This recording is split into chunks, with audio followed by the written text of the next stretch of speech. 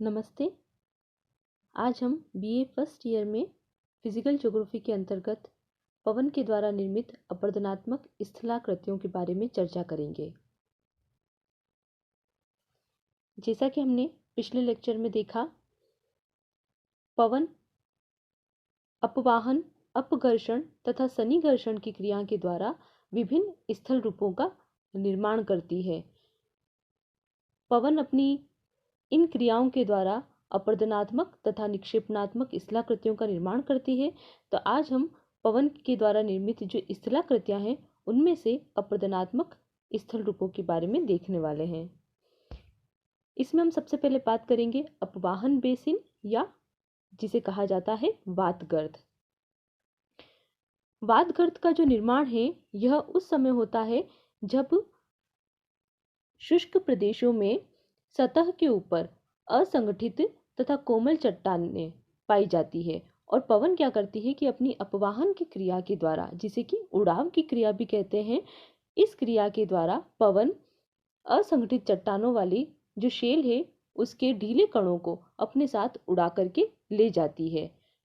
इस कारण से छोटे छोटे गर्तों का वहां पर निर्माण हो जाता है।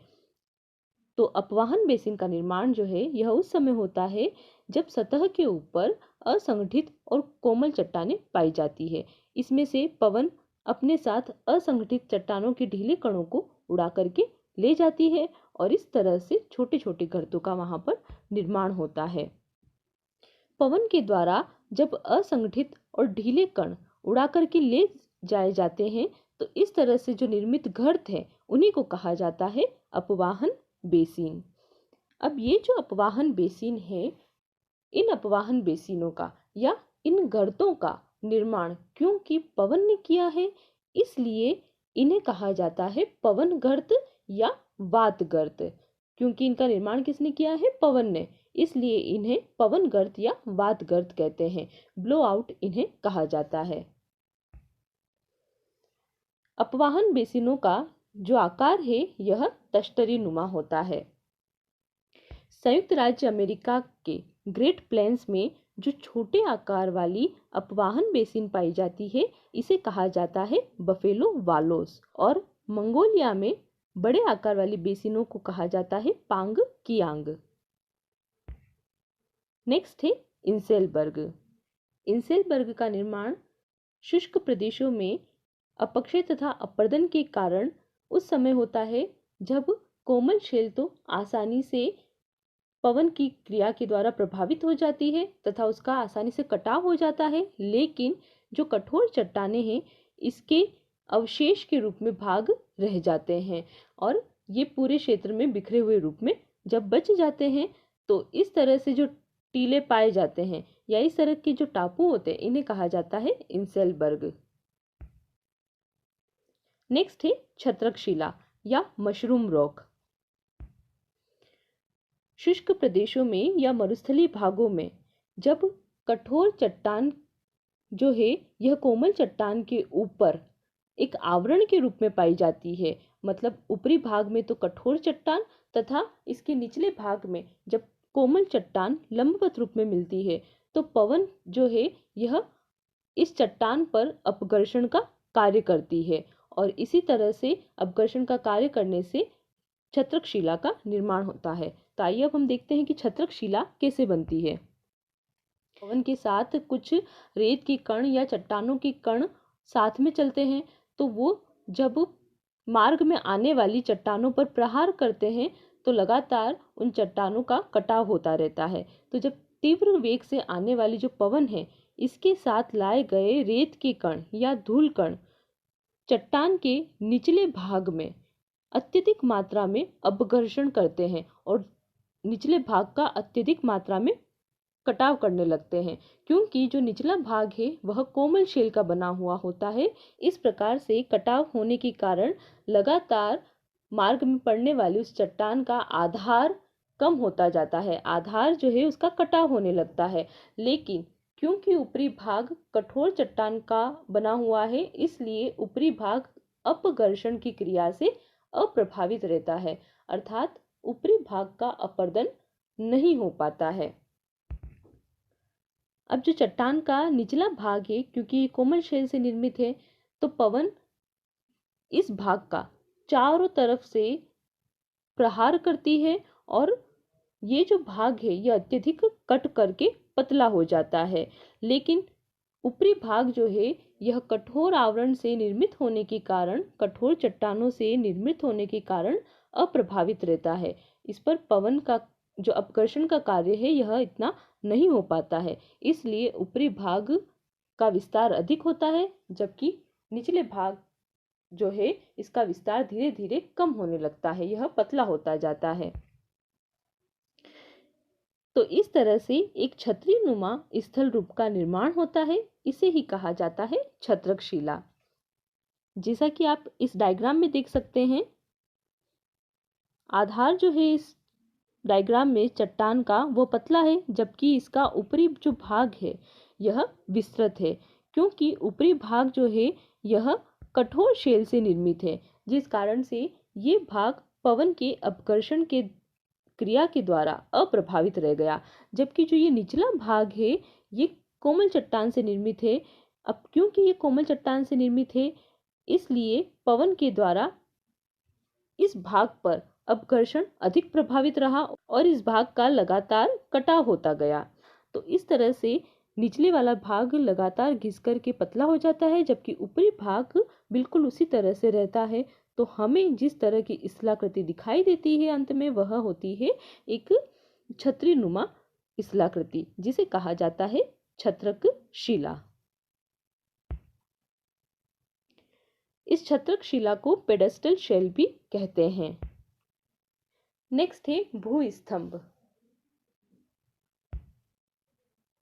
जिन क्षेत्रों में कोमल चट्टानों के ऊपर कठोर चट्टानें पाई जाती है वहां पर उन चट्टानों का बचाव हो जाता है पवन के अपर्दन की क्रिया के कारण, लेकिन इसके आसपास की जो कोमल चट्टानें हैं इनका कटाव होने लगता है, क्योंकि इनके ऊपर कोई भी कठोर चट्टान नहीं पाई जाती है, इसलिए आसपास की कोमल चट्टान लगातार कटाव की क्रिया से प्रभावित होती रहती है। पवन की अपर्दन की क्रिया का प्रभाव उस पर पड़ता है और वो धीरे धीरे हटती जाती है।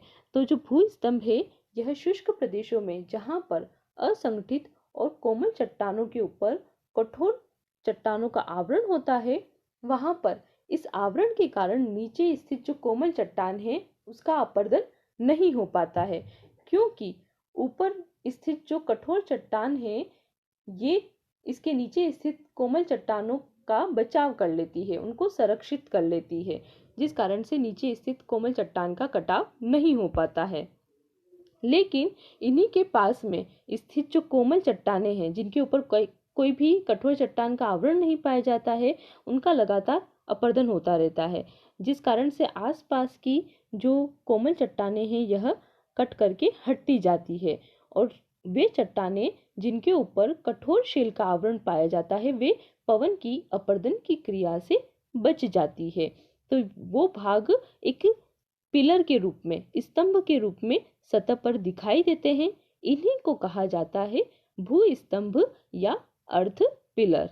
जैसा कि आप इस डायग्राम में देख सकते हैं, ये जितने भी चट्टानें बची हुई दिखाई दे रही है इन सभी के ऊपर कठोर चट्टानों का आवरण है और नीचे यहाँ पर स्थित है कोमल चट्टानें। तो कठोर चट्टानों ने इन कोमल चट्टानों का बचाव कर लिया, जबकि इनके आसपास की चट्टानें जो थी, देखिए आसपास का जो भाग है वह खाली दिखाई दे रहा है। दूसरे पिक्चर में देखिए ये आसपास का जो भाग है यह खाली दिखाई दे रहा है।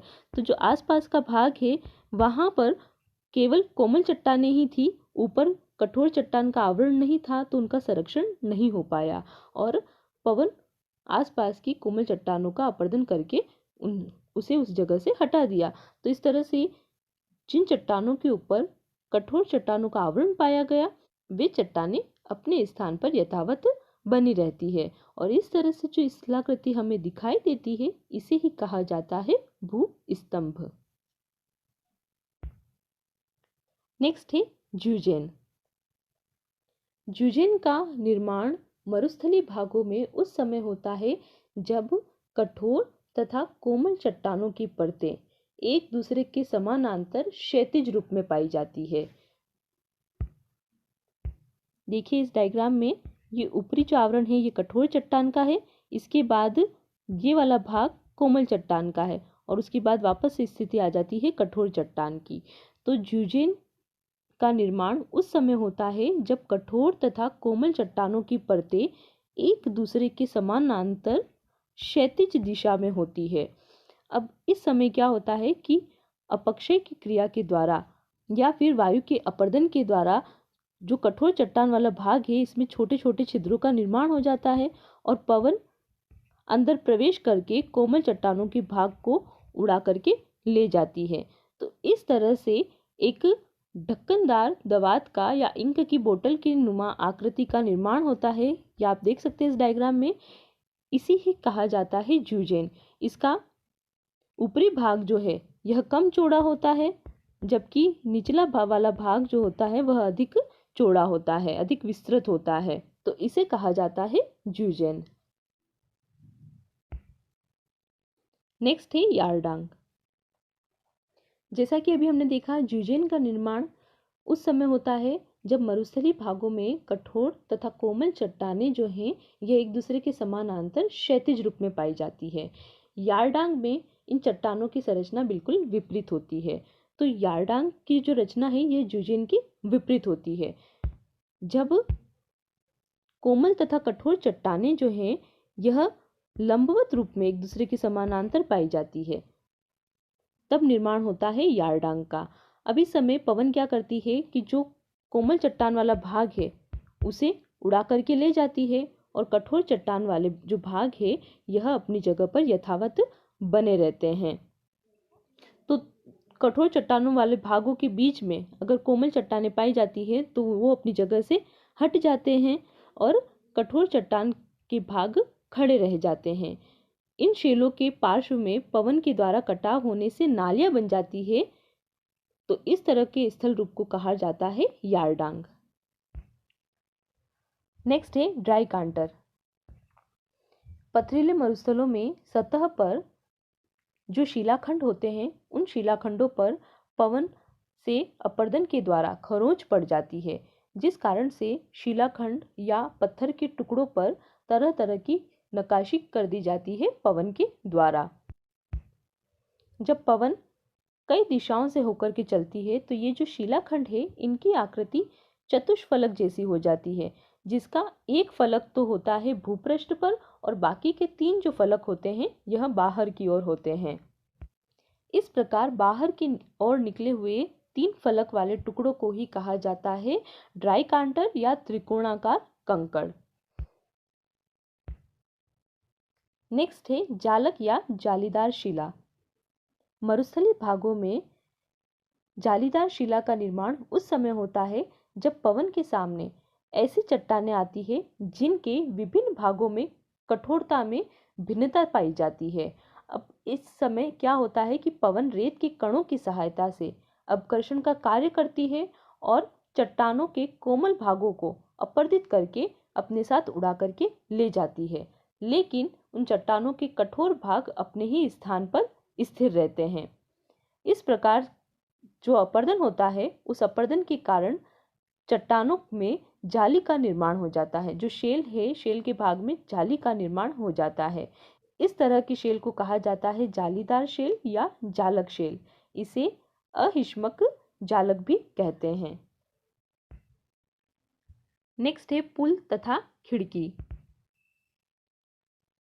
जैसा कि हमने देखा कि जब पवन प्रवाहित हो रही होती है और उसके मार्ग में ऐसी चट्टान आती है जिसके विभिन्न भाग में कठोरता में अंतर दिखाई देता है, तो पवन कोमल भाग को उड़ा करके ले जाती है और इस तरह से उस चट्टानों में अलग अलग जगहों पर छिद्रों का निर्माण हो जाता है। तो जब जालीदार शिला में पवन के अपर्दन के द्वारा पवन के सम्मुख वाले भाग में छिद्र हो जाता है और धीरे धीरे ये जो छिद्र है यह विस्तृत होता जाता है, क्योंकि पवन इस छिद्र के विघटित पदार्थों को अपने साथ उड़ा करके ले जाती है। तो ये छिद्र और बड़ा होता जाता है और विस्तृत होता जाता है। यह क्रिया लगातार चलती रहती है, जिस कारण से एक लंबे समय के बाद अपर्दन के कारण ये जो छिद्र है यह चट्टान के आर पार हो जाता है और चट्टान के आर पार इस छिद्र को कहा जाता है पवन खिड़की या पवन वातायन। इसे कहते हैं विंड विंडो। ये यहाँ पर पवन ने लगातार प्रहार करके पवन खिड़की का निर्माण किया है। अब ये जो खिड़की है जिसका निर्माण पवन ने किया है, इस खिड़की से होकर के अपर्दन के द्वारा चट्टान का धीरे धीरे नीचे तक कटाव हो जाता है। यहाँ पर देखिए, ये यहाँ पर अभी चट्टान दिखाई दे रही है, लेकिन ये जब छिद्र विस्तृत होता जाता है उसके बाद पवन क्या करती है, इसका नीचे तक कटाव करती रहती है और जो ऊपरी भाग है यह छत के रूप में विद्यमान रह जाता है, यह छत के रूप में बचा रह जाता है। तो निचला भाग तो पूरी तरह से अपवर्तित हो जाता है, लेकिन ऊपरी भाग जो है यह छत के रूप में रह जाता है। इसे ही कहते हैं पुल। इस तरह से एक मेहराब की आकृति का निर्माण हो जाता है और इसे कहा जाता है पुल।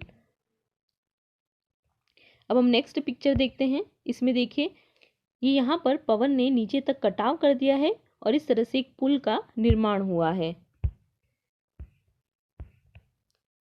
पवन ने नीचे तक इस चट्टान का कटाव कर दिया और इस तरह से एक पुल का निर्माण हुआ। केवल ऊपरी भाग ही छत के रूप में अपनी जगह पर स्थिर रहा, बाकी निचले भाग का कटाव हो गया और इस तरह से एक पुल का निर्माण हुआ।